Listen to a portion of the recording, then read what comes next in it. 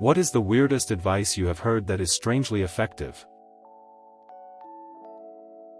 If you're really shy or struggle with holding conversations or being social, just ask questions. This works in 3 ways as 1. The other person will be doing most of the talking, 2. They also leave the conversation with a positive feeling because most people enjoy talking about themselves, and 3. It gives the sense that someone is interested in them, bonus positive feelings about your interaction. I'm an extroverted introvert. I dislike social contacts, but the nature of my job requires ongoing interaction, and being an only child has always required me to make an effort or be on my own. This tactic usually works for me, and people are always surprised when I say I'm actually super introverted. Do you understand that if you try to endlessly stack bricks, no matter how perfect you do it, they will fall over? My boss told me this after I burned out. Just says that no matter how well you plan your work, too much is too much. My granddad lived to be 95. I asked him what the secret to a long happy life was. He told me to mind my own business. From my 7-year-old daughter, I still laugh about it today. If you're ever in an awkward situation with someone or need to just go away, you could always pretend to choke on something. I don't know where this came from, but it's funny and it works. You just run away to get a glass of water. So just pretend like I'm choking, then leave work and go home. Got it. Sometimes people suck.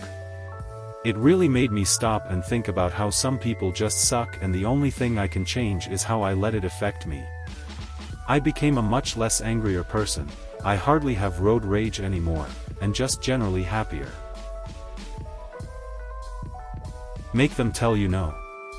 It's great when you're not sure if you should apply for a job, go for a promotion or a raise, or do something you're afraid of. Don't be so worried about getting told no or failing. You'll surprise yourself. A wise man once told me, buy a plunger before you need a plunger.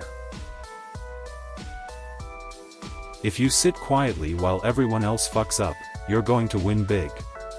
John Oliver. I've gotten multiple jobs and school opportunities by just doing my work and not being a loud moron.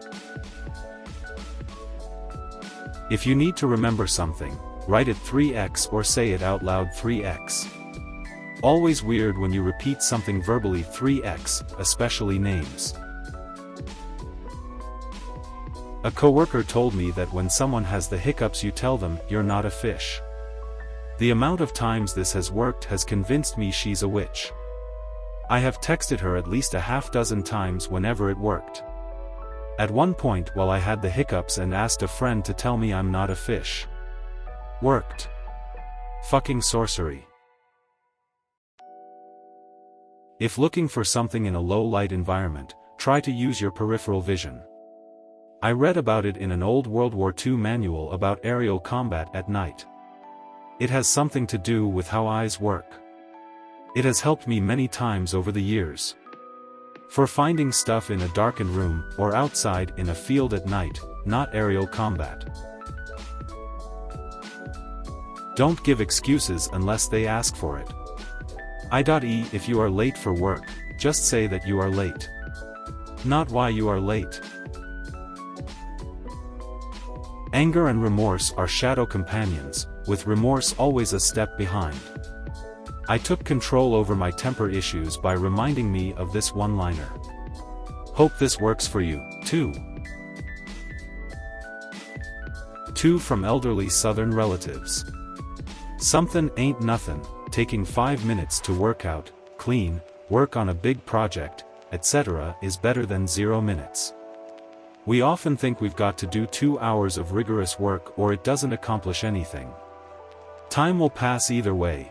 If you want to work to get better at something, accomplish a long-term goal, or change careers or credentials, don't look at the 2 to 5 years and think you'll be too old. If you're 24 and want to go to college, you'll be 28 in 4 years with or without a degree, regardless of what you do in that time. It's only embarrassing if you're embarrassed. The older I get, the more I understand this one. Fail quickly, as in, if your plan may not succeed, better to find out next week than next year. Helped me quit a suffocating job and dig into my own business October 10th. It isn't your job to always find a way to make it work. Sometimes you need to let it fail to expose the bigger issues. If you can't fight the fear, do it scared. Got me through a lot of anxiety.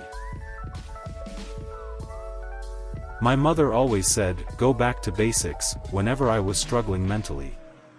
I disregarded it for years, but now I live by it. I only utilize this way of living during desperate, survival times, but it's amazing advice.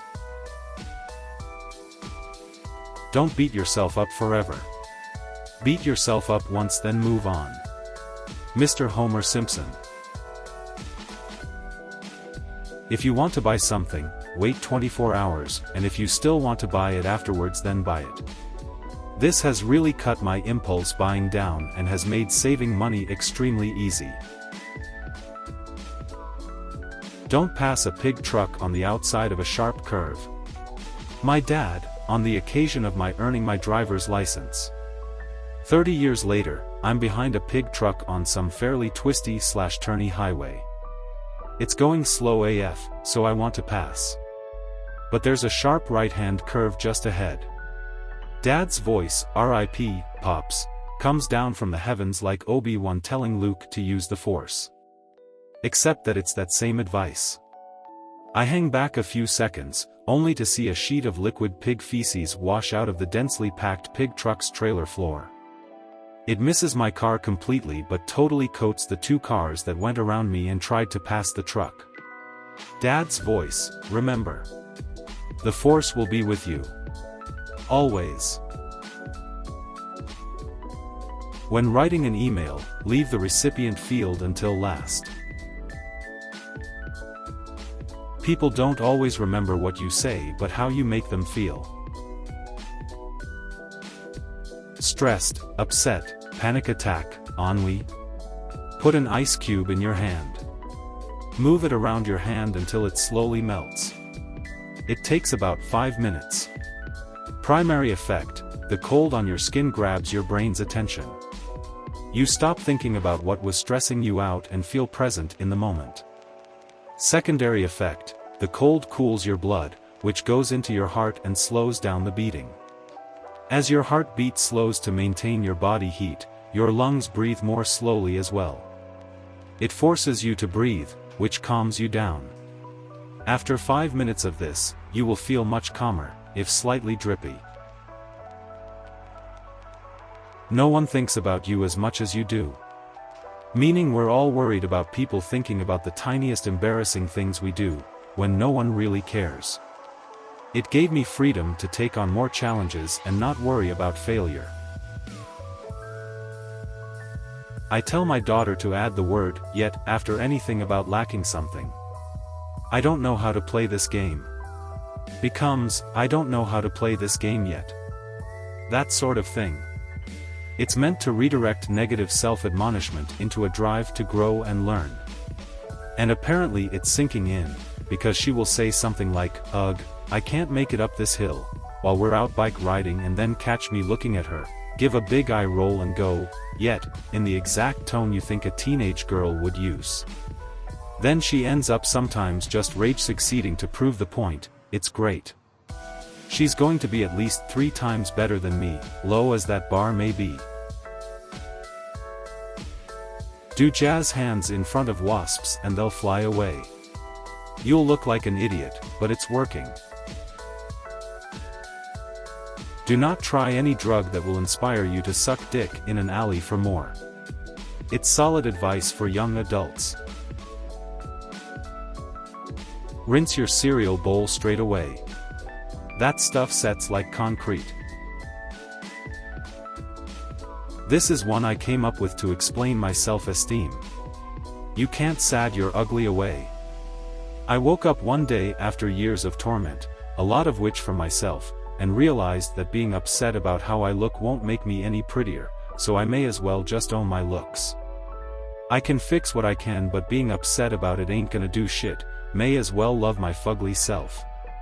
Loving myself when I felt no one else would, and being happy and enjoying life despite it all, it really is the greatest revenge I could come up with.